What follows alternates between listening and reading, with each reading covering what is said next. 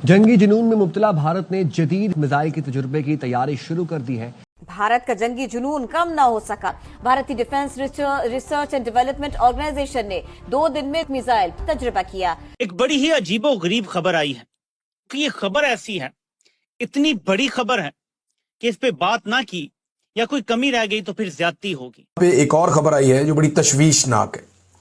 खबर ये है कि और इस वक्त एक बड़ी खबर आ रही है, रक्षा के क्षेत्र में भारत को एक और बड़ी कामयाबी मिली है। भारत ने सुपरसोनिक क्रूज मिसाइल ब्रह्मोस का सफल परीक्षण किया है। फाइटर जेट सुखोई से ब्रह्मोस का सफल परीक्षण किया गया।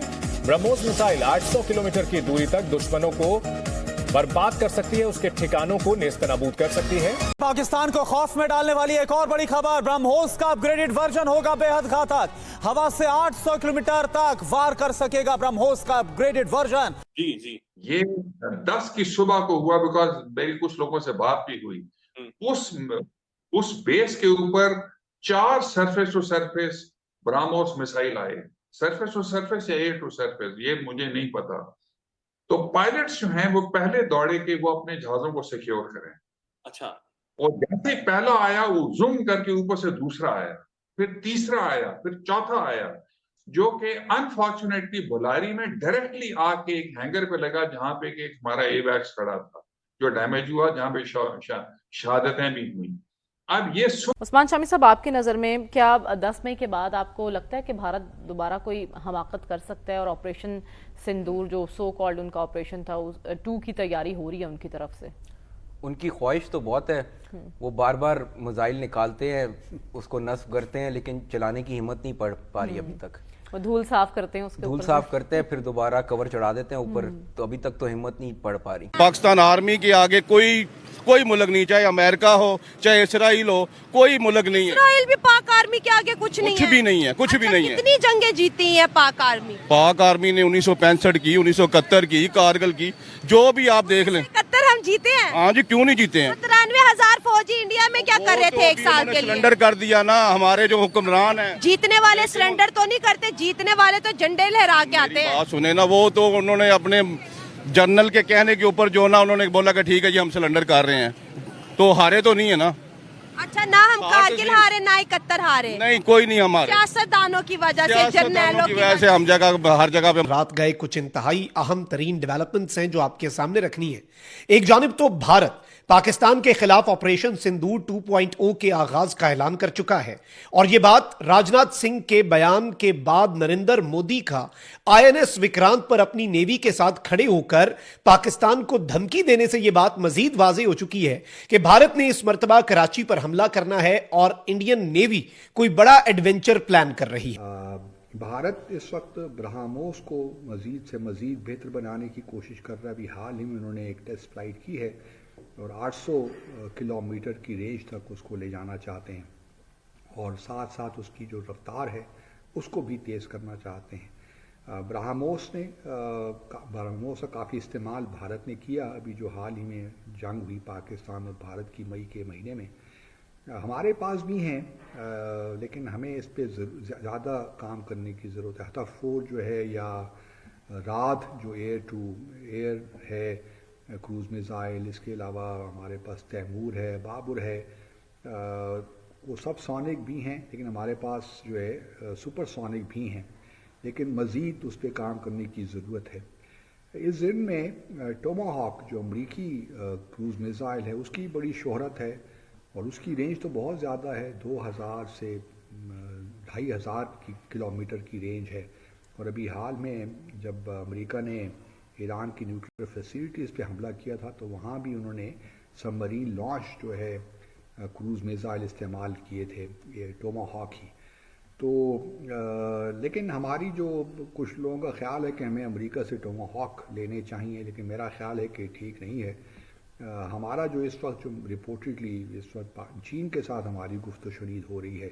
इंडिया वाले क्या बेच रहे हैं? आईफोन बना कर, लैपटॉप बना कर, जहाज बना कर, हम गधे बेच रहे हैं। मतलब अंदाजा लगा लें कि अब हमें इतना टाइम आ गया, हम गधे बेचेंगे। और अवाम कंफ्यूज है कि 2 टांगों वाले के 4 टांगों वाले। अब ये भी मुझे बताना पड़ेगा। नहीं, कुछ जो है ना, कुछ आधी एक अवाम जो है ना वो 2 टांगों वाले गधे बेच दे, और क्योंकि गधे ही है ना। अब सूरत हाल तो गधों वाली हुई पड़ी है। गधे क्या होते हैं?